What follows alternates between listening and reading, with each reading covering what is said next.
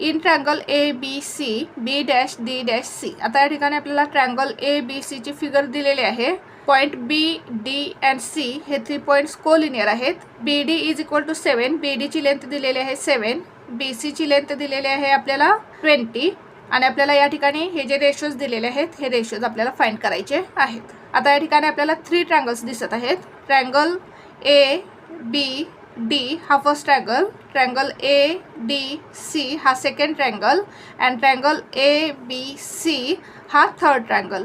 आता या ट्रँगलमध्ये ए हा कॉमन व्हर्टेक्स आहे आणि या तिन्ही ट्रँगलचे बेस, ट्रँगल ए बी डीचा बेस काय आहे B D, triangle A D सीचा बेस काय आहे D C and triangle A B सीचा बेस काय आहे बी सी. हे तिन्ही बेस एकाच लाईनवरती आहेत. म्हणजेच या तिन्ही ट्रँगलची हाईट इक्वल असणार आहे. म्हणजेच ट्रँगल ए बी डी मध्ये बी डी हा बेस आहे. बी डीचा अपोजिट व्हर्टेक्स कोणता आहे ए. या व्हर्टेक्समधून ही जी परपेंडिक्युलर लाईन काढलेली आहे ही या ट्रँगलची हाईट आहे. म्हणजे ए ही या ट्रँगलची हाईट आहे. त्याचप्रमाणे ट्रँगल ए डी सी मध्ये डी सी हा बेस आहे. डी सीचा अपोजिट व्हर्टेक्स ए, यामधून ही जी परपेंडिक्युलर लाईन काढलेली आहे ही काय असणार आहे या ट्रँगलची हाईट असणार आहे. त्याचप्रमाणे ट्रँगल ए बी सी मध्ये बी सी हा बेस आहे आणि या बेसचा अपोजिट व्हर्टेक्स कोणता आहे ए आणि ए मधून ही जी परपेंडिक्युलर लाईन काढलेली आहे ही काय आहे या ट्रँगलची हाईट आहे. हाईट म्हणजेच काय बेसच्या अपोजिट व्हर्टेक्समधून काढलेली परपेंडिक्युलर लाईन. म्हणजेच या तिन्ही ट्रँगलची हाईट काय आहे इक्वल आहे.